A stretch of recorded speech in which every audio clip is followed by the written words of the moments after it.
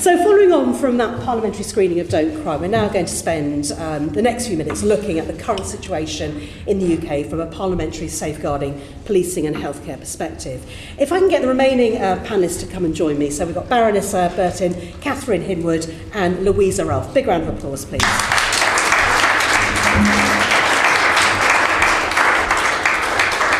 And I'm sure you've seen their biographies as part of the event pack, as part of the invitation. So rather than repeat all the information, I'm going to get each speaker to give a brief insight into their role and also to get them to highlight their interests and experience in their area. So if I can start with Baroness Burton, who hopefully I can call you Gabby from now on. Absolutely. Brilliant, thank you. A member of the House of Lords and is Vice Chair of the All-Party Parliamentary Group on Domestic Abuse. Welcome to you, thank you for coming along. Thank you for having me. I feel very honoured to be here, and particularly following on from that film. It's, you know, well done. It's so hard to speak out, and it's so powerful, and it really does make a big difference. And so, you know, I pay tribute to your bravery. So I first got involved in domestic abuse, and I look around this room, and probably adding up all your years of working in this area, it probably adds up to hundreds of years. I feel like a relative newcomer. But when I was put into the Lords, I was very clear with myself, and so should everyone who was given that privilege, frankly, that I had an absolute sort of duty to try and do something with it. And so I can remember going around various other parliamentary groups, and I wanted to join the police actually, but it sort of wasn't brave enough. And I went to the APPG on policing, and there was a former commander of the Met called John Sutherland, who you know, some people may know. He was talking about his time in policing, and I asked him a question: what is the one crime that you would eradicate to make, you know, the country and the world better, as it were? And without a doubt, he answered back: domestic abuse. You know, it poisons the well of society, and its tentacles are so far-reaching. And it really stayed with me, and it stayed with me particularly because it was news to me. And there I was. I'd worked in the heart of government. I'd been, you know, in Westminster for almost 20 years at that point, and I hadn't realised how prolific this problem was. And it just really sort of stopped me in my tracks, really. I thought, well, we've got to do something about that, and this is such a huge issue. And so that's why I'm involved in this, and that's why I feel so passionately about it. And I think in the week also of International Women's Day, you know, clearly we've made huge progress, and I would like to just very gently, and I'm very relieved that she's not on the panel when I'm on. With Jess.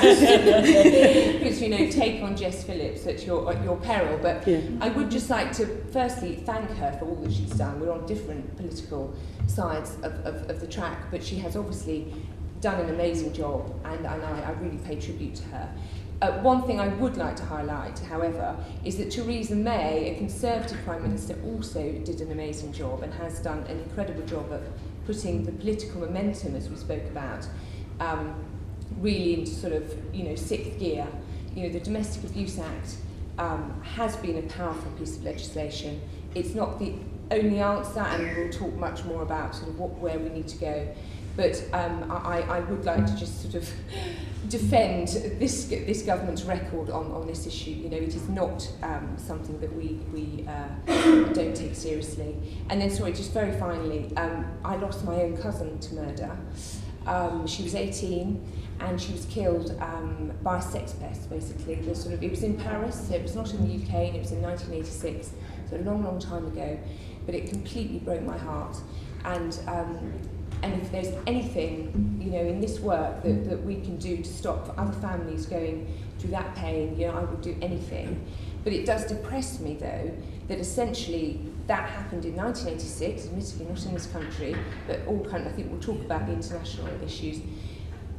That was that we are now, obviously, we saw with Sarah Everard and the issues that have gone on there with David Carrick, that really we're not a million miles, you know, further on, and crimes like flashing and so-called sort of low-grade crimes are still not taken seriously enough.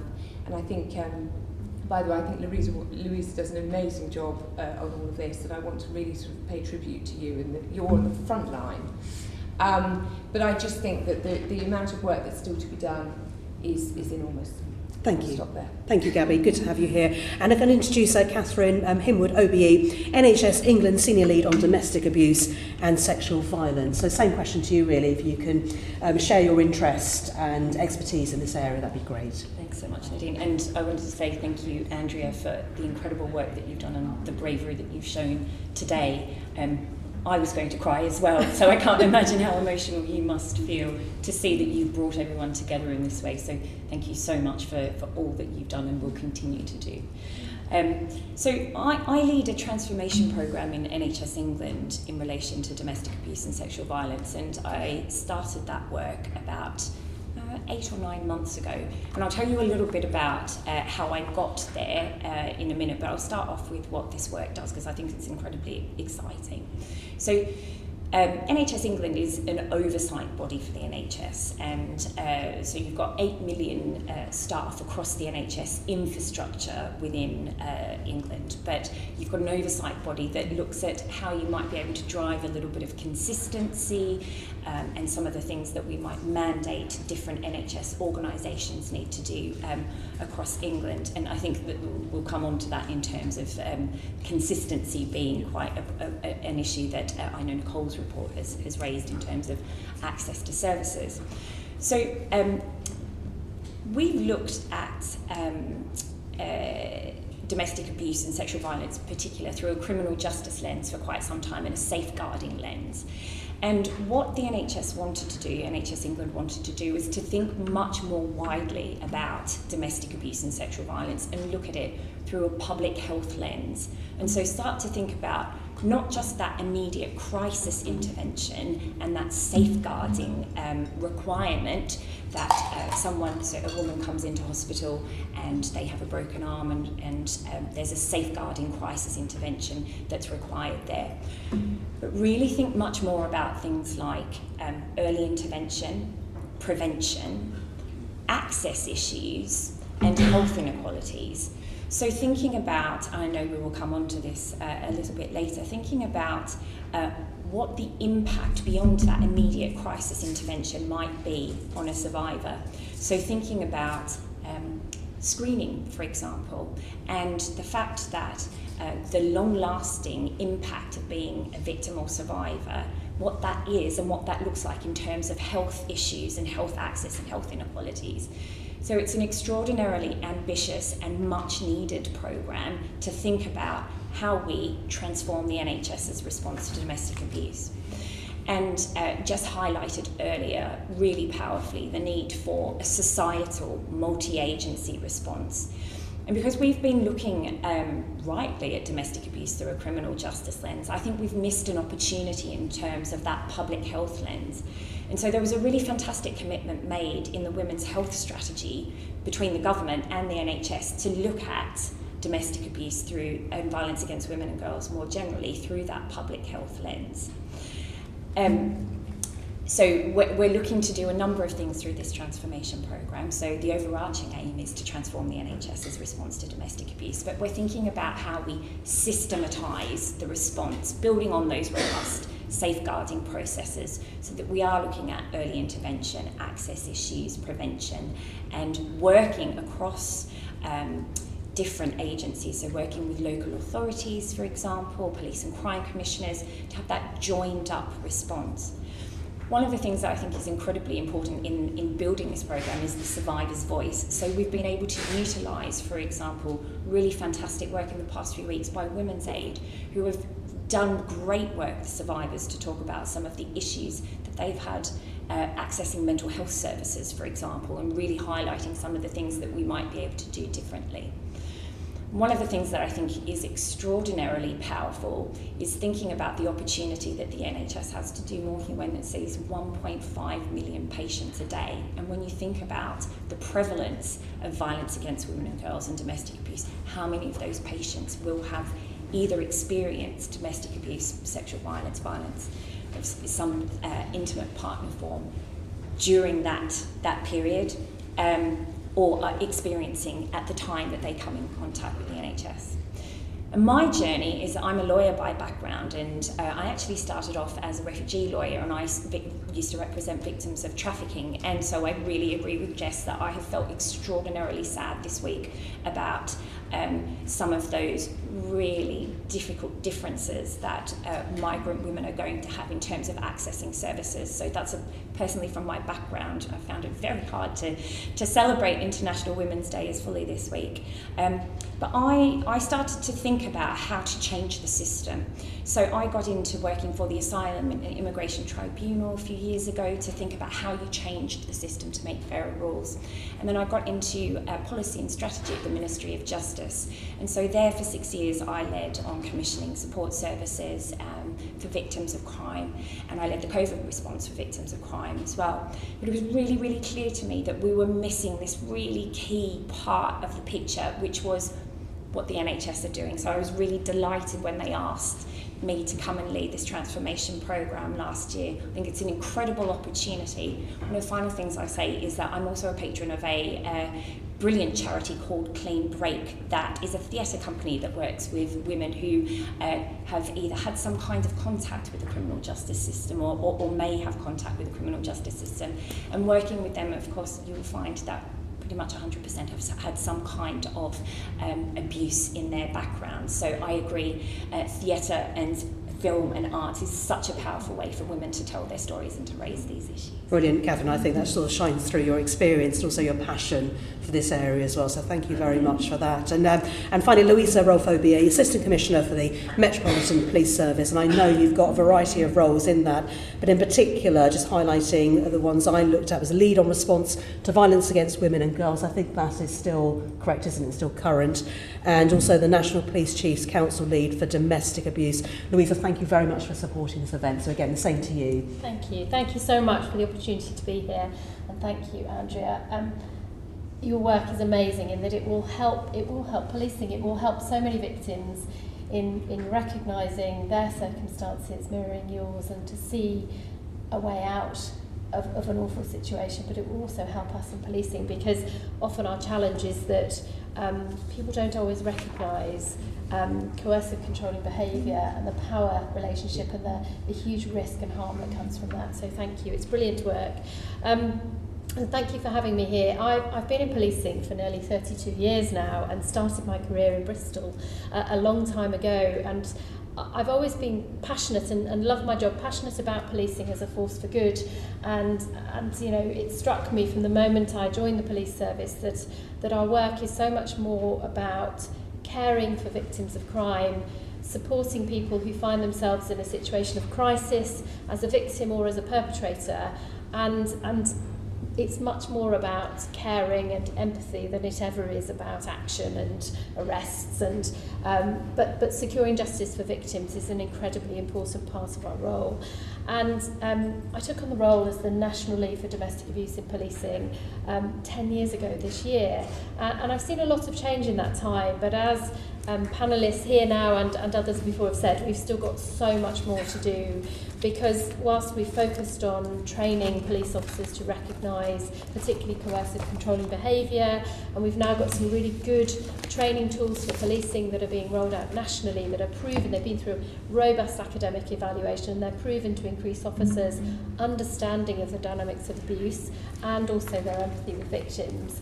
But we still have so much to do, because you know, you've seen the stories in the news that, and particularly, as Baroness Burton mentioned earlier, the challenges we have in policing, and we have to be really honest about the fact that an occupation that, you know, still is 70% men, particularly white men, will have biases within it, and will attract potentially people who see that opportunity to be a hero for the very wrong reasons.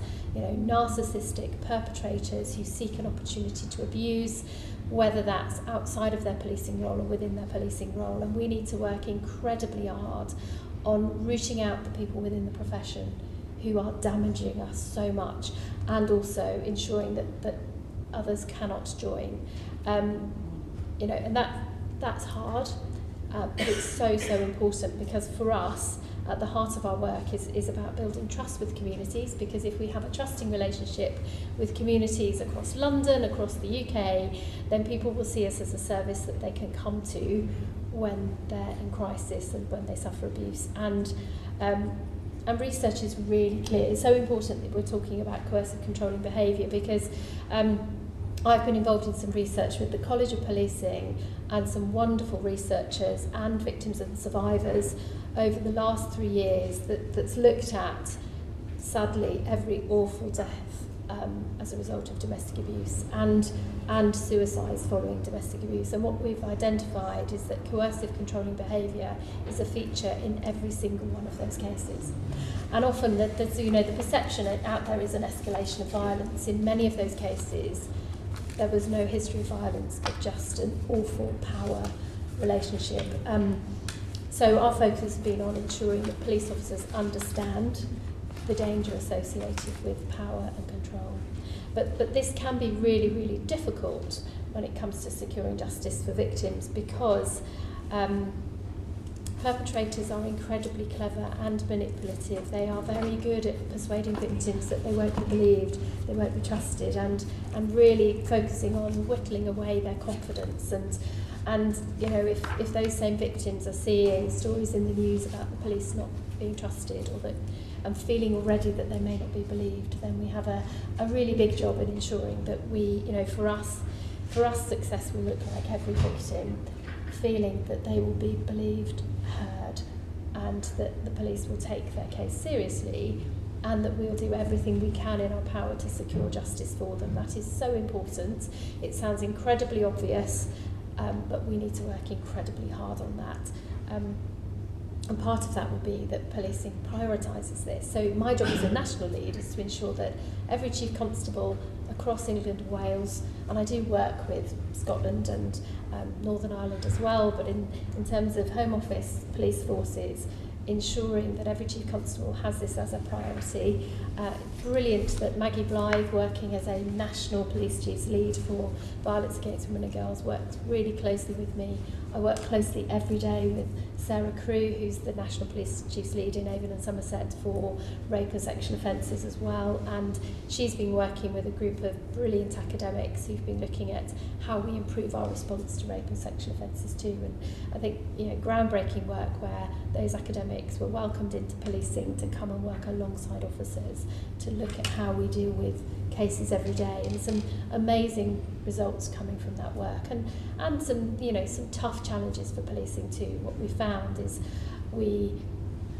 over many years now, I think we've become quite focused on how we best service a justice system that is seeking to focus on achieving better justice outcomes. But what that's meant is that we've got a justice system in the UK that's an adversarial justice system that has many strengths, but an adversarial justice system is a frightening prospect for victims, and particularly where defence teams will often for them success is undermining the case. And ensuring that we cannot achieve, a prosecution outcome which would be about beyond all reasonable doubt. So introducing doubt is really tough, isn't it, when you're a victim and you might face a cross-examination in court. That's so for us a trauma-informed justice system that no longer allows a victim who is traumatised by their experience to be presented as unreliable or not credible, and a justice system that recognises that perpetrators manipulate. Perpetrators seek to present as the reasonable person. They seek to undermine their victim as unstable, having mental health issues, or being vulnerable and therefore not reliable. So for us, working incredibly hard to ensure that we work with, and Jess mentioned the family court system. I've started to see some work between family court system and criminal justice system, but there is a very long way to go, and in policing we have a part to play in ensuring that we share information appropriately with the family courts so that they can make informed decisions about perpetrators and victims and support effectively how people can escape an awful situation but be supported in rebuilding their lives.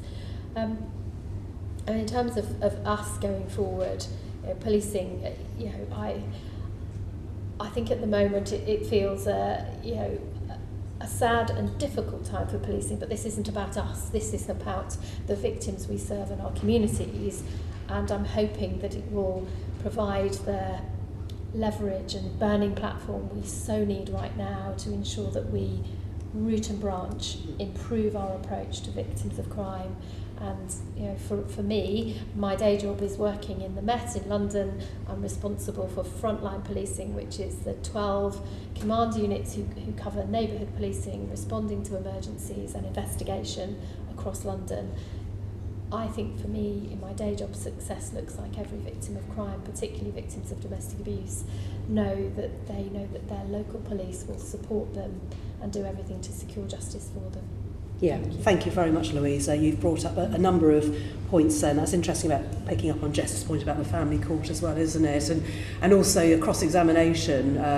It's a frightening prospect, and when judges make decisions on credibility, as their key thing, and to undermine that credibility, a cross-examiner is just doing their job, but at the expense of, it's heartbreaking, isn't it? So thank you very much. Gabby, if I can bring you in now, obviously Vice Chair of the All-Party Parliamentary Group on Domestic Violence. We've heard Jess talk about some of the biggest challenges. What are the biggest challenges from your perspective? Well, I think that we are still quite embryonic in some of our policy making in this area. I mean, we shouldn't be, but we are, and I think we have to sort of face up to that. I think particularly around perpetrator management, stopping perpetrators, understanding how to deal with them before they get to those extreme, cases that we read about. And I think there is, coming back to policing, I thought, Louisa's explanation about, the reality of the work and what you're doing, I thought was very powerful. But there are 43 police forces, I think, around the country, and I think we have to really try and be consistent around the what is happening with perpetrators, what is happening with victims, because very often your postcode completely sort of decides on how you're treated and what's going on, and that is a big worry for me. I really so that's postcode provision and patchwork. It sounds a bit of a hackneyed phrase, but yeah. I think that is the case. I'm really pleased that violence against women and girls and domestic abuse will now be a strategic policing requirement.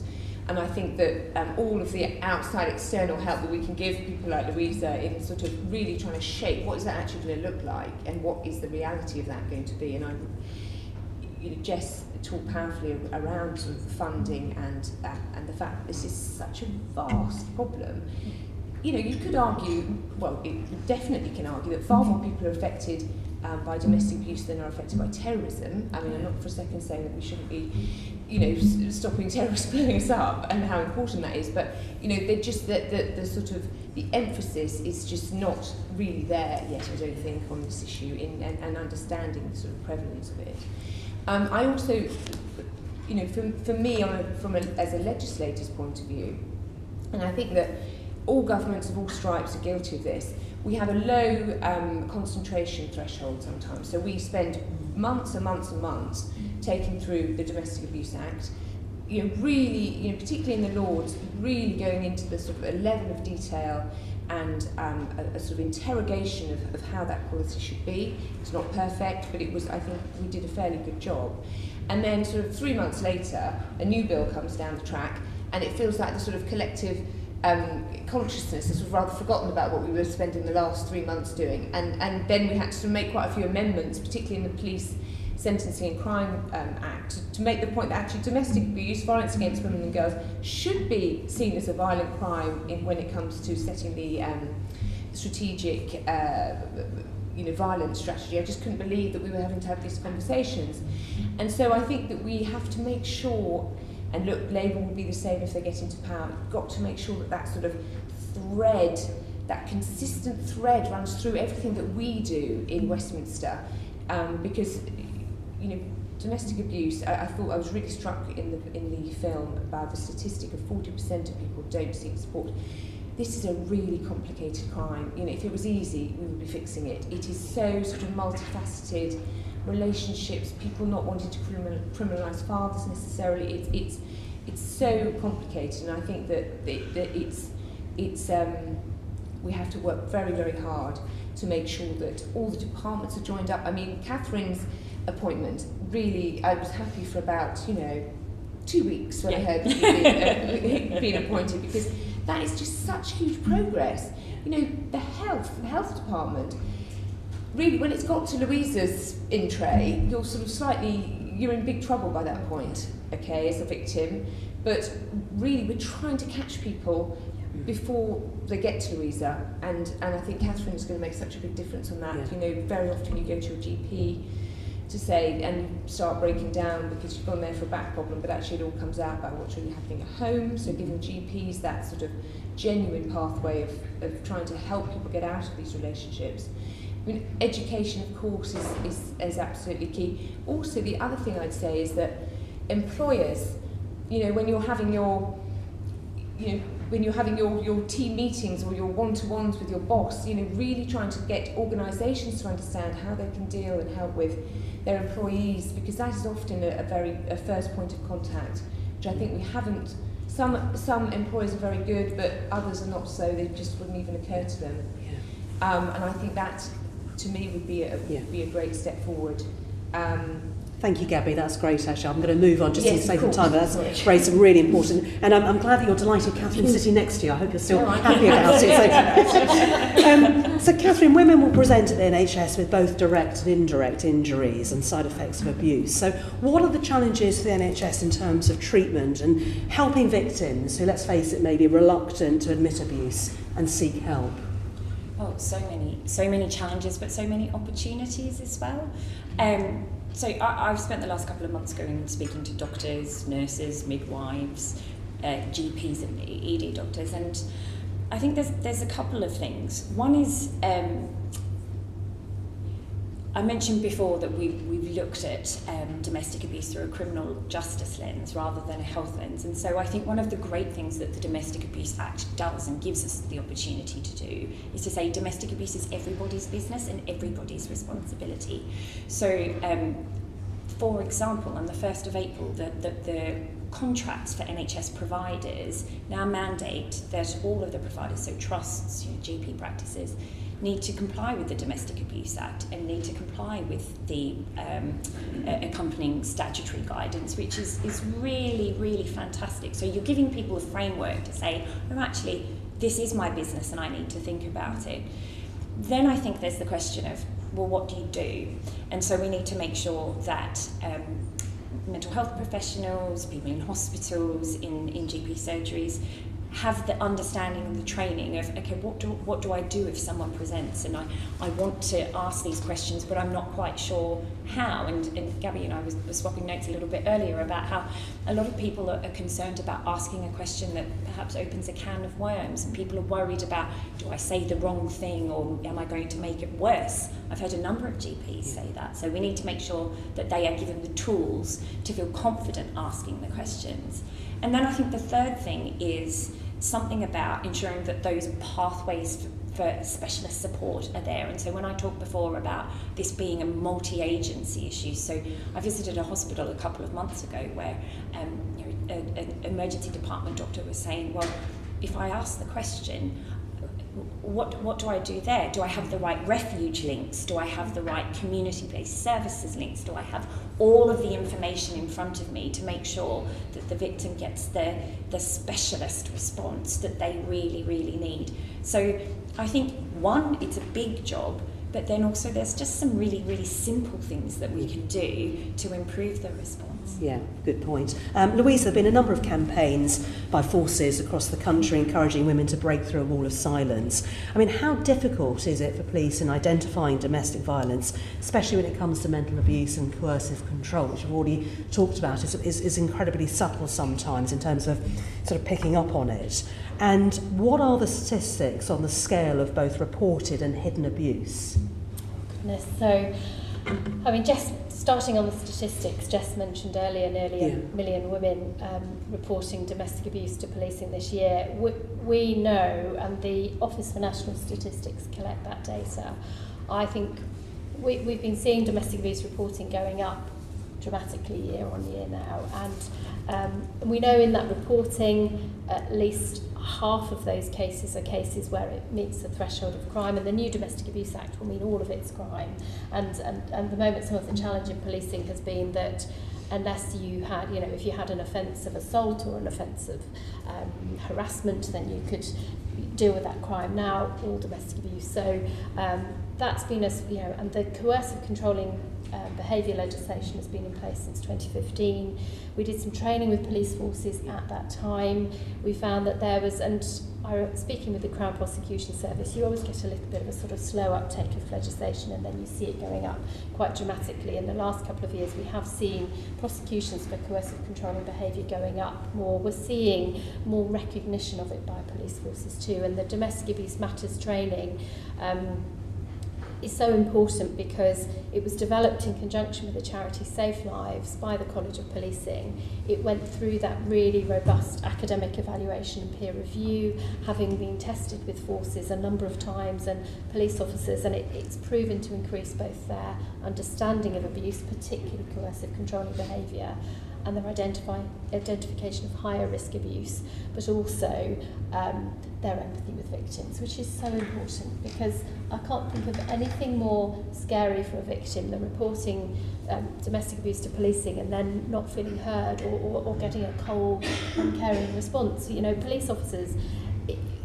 we do train our police officers, but we try to recruit officers on their values as well, people who will be empathetic, people who will be caring. But we know that the reality of the job, and I think some of the really key findings from the opposite area work looking at rape and sexual offences, and one of the things that I found most startling when Professor Betsy Stanko fed back her findings to us in the Met was that our officers dealing with these cases are suffering trauma themselves at a level commensurate with the NHS on the front line during COVID because of the they're hearing about victims' experience and they're repeatedly exposed to that. So we need to think about how we support our officers as well to maintain that empathy and not become almost cold towards it or worn down by it. We need to ensure that they're supported and for us to recognise that we really value that caring aspect of policing. So that's, I think, really key for us to continue to train officers, to give them the right tools, but also to work in partnership, and so delighted with the work that Catherine's doing. We worked together in your previous MOJ role as well, but lovely to see this work because I think on the research that we've been involved in that's identified not only the learning from every awful tragic case of domestic homicide, but to see brought out in our data the prevalence of suicide of victims, for people to be driven to that and the lifelong implications for families arising from that are just, I think, so devastating that it, for me, provides a platform for us to push so much harder on a joint response because someone mentioned earlier about the voice of victims being so important. For me, the thing that motivates me every day is the work of the brilliant charities and the victims who, like Andrea, are just such brilliant pioneers for challenging statutory agencies and challenging elected officials to really drive a much more joined up response. And often what I hear from them is, we just want you all to be more joined up. We want a joined up response. We don't want something different from police and housing and health and social care. We, often fearing coming forward to police might be about the response that we get from social care. It might be about the response from education. So us working together is so important so that people can be reassured that not only will they get the right response from policing, but that if we then speak to social care or speak to the NHS or education, that they'll have the right response for them and their children as well. Yeah, and that joined up thinking, that's a point that's been made earlier as well, it's incredibly important. Just very conscious of time, we could spend all day, couldn't we? Andrew, I know you want to share more stories, don't you, going forward as well to help other women, but also to inform and influence future policy and strategy. Tell us a little bit about that.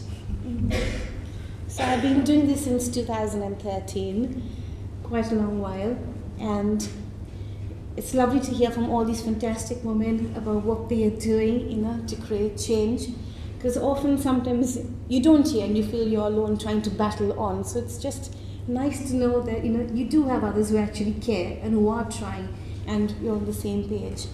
Kind of reminds me of Samia when she was saying about having the bench. We all do need to come together. You're right.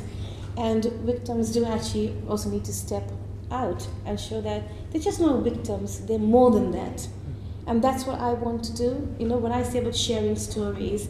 So very shortly I'm setting up my own company for media and for talent and to showcase everyone's stories.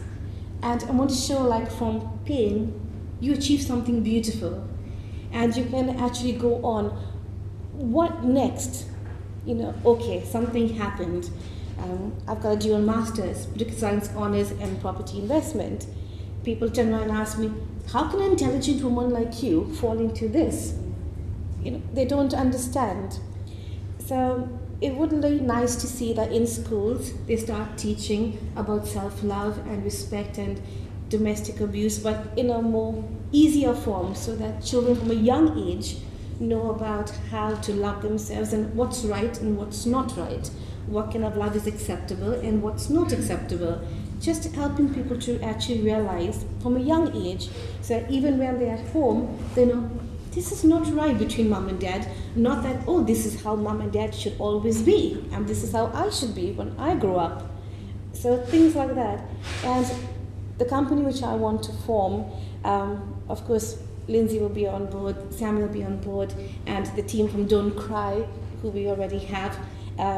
This could not be done without you guys, without Dion, Violet, you know. It cannot be done. You cannot be a one-man army at all, and you need an entire, you know, community. You need that help. So stories from other people who've survived, creativity, showcasing art, writing, all forms of trying to heal, and from the pain, make it into something beautiful. Yeah. So that's what I would like to do. So watch this space, it sounds brilliant. And and Catherine, Louise, again, I'm just conscious of time here. I just want to quickly get your thoughts on, has recent legislation changes helped? Because you're both on the front line with interacting with victims and survivors. So are you able to refine your own responses through getting feedback from them, whether it's directly or indirectly? Or are you restricted by what you can do legally? And if so, what is still needed? A very deep question. And, So I'm looking for a relatively short answer, and maybe it's something that people can pick up with you afterwards on a longer response. But Louisa. Okay, so really quickly, victims are so important to us in refining our response. Many forces have scrutiny panels where we invite victim survivors and advocates of victims to be involved in scrutinising the cases. You know, we'll anonymise a case and we'll go through our decision making for both successful and unsuccessful cases, and they help us. We run a number of sessions, and just this year we've been refreshing our Violence Against Women and Girls Action Plan in the Met, and we've invited in a number of survivors. I've spent time with victims through the Victims Commissioner for London, Claire Waxman, but also with Nicole Jacobs, who we heard from earlier. They're so important for us, and they're so powerful in getting across to police officers the importance of this work. So that's really important. In terms of legislation, yes, absolutely. You know, one piece of legislation that is stand out for me, and Catherine will, is the work on non-fatal strangulation. For so many years, police officers have been so frustrated. I've dealt with police officers who've been on the phone to me in floods of tears that they have dealt with a perpetrator, and at court, you know, the only offence we could prove was a common assault, and they've got a suspended sentence, yet actually what they've done is something that, you know, for just a tiny amount more pressure would have been a murder. And that's been devastating. The non-fatal strangulation legislation has transformed that, and we're currently working with the NHS on what our approach looks like to both the kind of health aspects and the securing the forensic evidence. So that's a great example. In terms of more, that there could always be more, but also for me, there's still more for us to do in policing and with other agencies to make the best of the legislation we've got. I had the privilege of working with Theresa May when she was Home Secretary, and she really pushed this work. She was very challenging of me and others, and really drove us forward. So I think, you know, I've seen lots of positive changes in legislation of late. I think there's a bit of catching up for us to do in statutory services to really make the most of those changes in law before I ask for more. Yeah, absolutely. Catherine, anything you want to add? I agree with everything that Louisa said, and I highlighted earlier how helpful I think legislation is in terms of giving us a framework, and as a lawyer I would of course say that. One thing that I would add is that the Victims Bill is soon to come through Parliament, and I think presents a lot of really great opportunities for strengthening some of the the work that was started in the Domestic Abuse Act, and Gabby, you mentioned the amendments in the Police Crime and Court Sentencing Act around violence and including domestic abuse and sexual offences in the definition of violence. So I think there's some really great opportunities in the Victims Bill, but agree we've got to keep implementing the things that are already on the statute book to get where we need to. And just finally, in terms of how lived experience impacts on the front line, that's one thing that the NHS is great at, is having really strong patient voice policies, and absolutely everything that we are doing is informed by the work of brilliant third sector organisations and people like you, Andrea, who use your voice to help us understand what we need to do differently. Yeah, indeed. And Gabby, just before I get a quick sum up from all of you, are there any international examples of good practice the UK is either currently looking at or that should be evaluated further? What's the sort of the global picture? Well, as Louisa said, I mean, I think it was New Zealand was very sort of forward-thinking on non-fatal strangulation, and of course there is. I mean, I wouldn't say that there's any one country that is absolutely nailing it. I think all countries are sort of having to work a bit together and to see sort of what works. I think the value actually of what we've done in this country, to pick ourselves up for a bit, is that we've got this Act, Domestic Abuse Act. We now have to see what the reality is with some of the policy, the post-legislative scrutiny, the implementation on the ground, what's working, what doesn't work, and be quite sort of honest about that. I think we're not so good at that, actually, and I blame us in Westminster. We put these things through and then we sort of move on. And I think this is a really good opportunity to really sort of interrogate what actually is working, and to obviously share that internationally.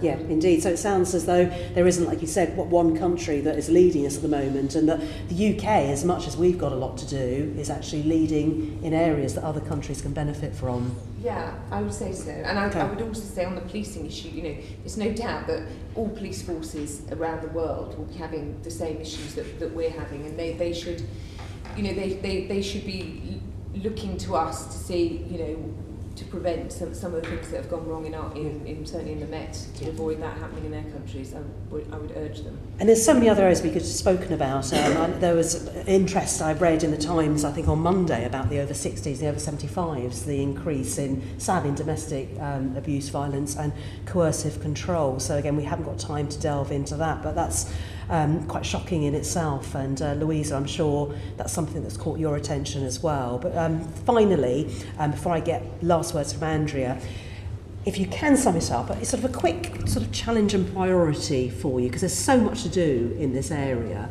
If I can start with you, Louisa, so just maybe a quick soundbite, a quick challenge and a quick priority. So for me, I think that the challenge is better justice outcomes for victims and a trauma-informed justice process at every level in terms of working cross-government with others. And then a priority for me in the Met, but nationally, is that every victim has confidence in the police, that they will be heard, respected and safer after reporting domestic abuse. Yeah, thank you very much, I like that.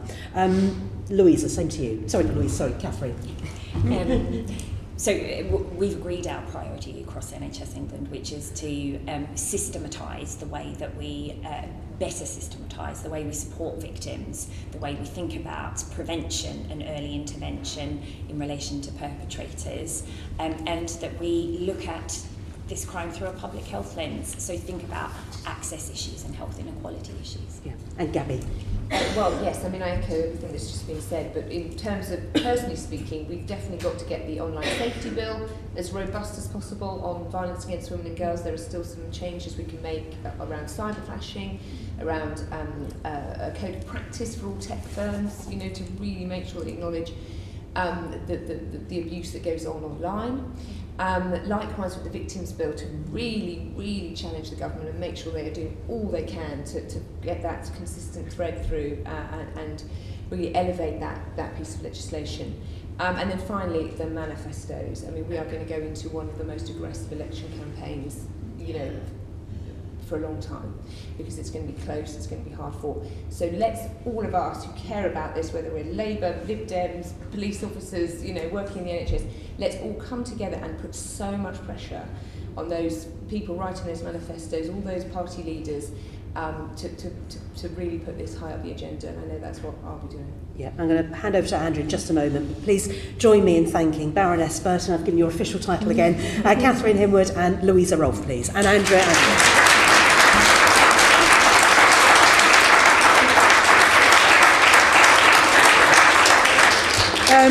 Sorry, time got the better of us. I don't know about you, and we could spend hours on this, and I really appreciate you coming here this morning. I'm sorry we've gone slightly over, but I think it was very worthwhile and useful for us to have those discussions and conversations. So I hope you don't mind, and I hope it hasn't caused any bother for you in your plans going forward. Thank you for taking the time spending with us. I want to leave the last words to Andrea. I mean, you instigated this event. Are you motivated and inspired by what you've heard? And the last words from you, Andrea.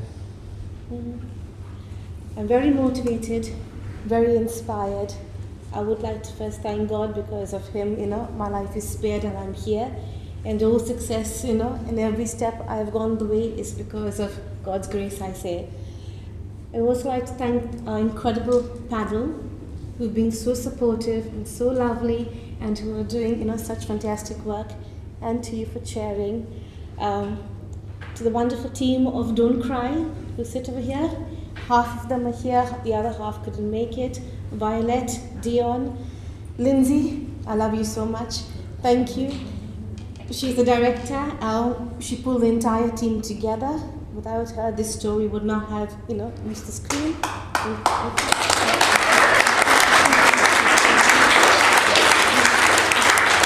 Good start to the clapping. There is one person who always stays in the shadows and who does not like to come forward, and that's the man behind the camera, Jonathan.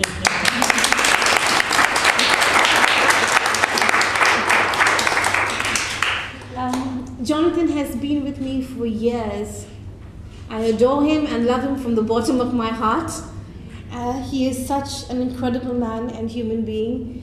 He helps me in so many different ways in trying to get the story out, in the cause, in the campaign. He always says he's going to retire, but he never will. He's priceless, and he can never ever retire, to be honest.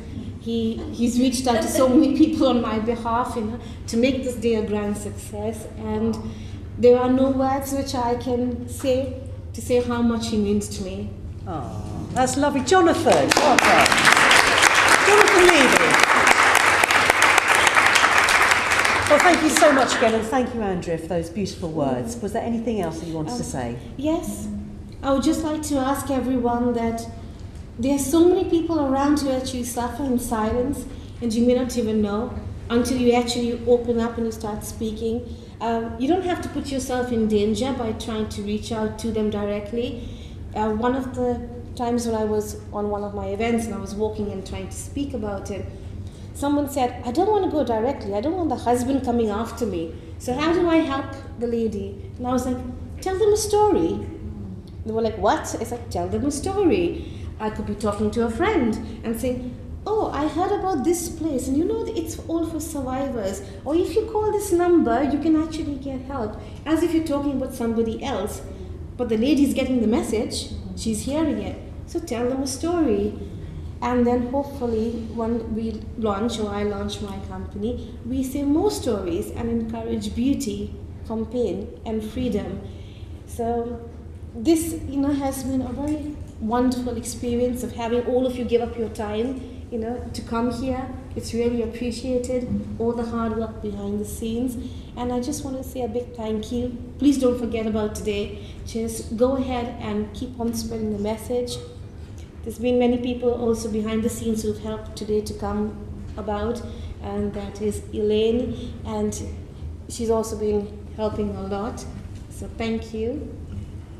Where's Elaine? Where is she? There. Hello. Oh, Eliane, sorry. Okay. I changed everyone's names. Brilliant. Okay. Well, thank you again. I wish you all the very best in the future, and really have been giving survivors a voice today. And special thanks again to Andrea and everybody else. Thank you.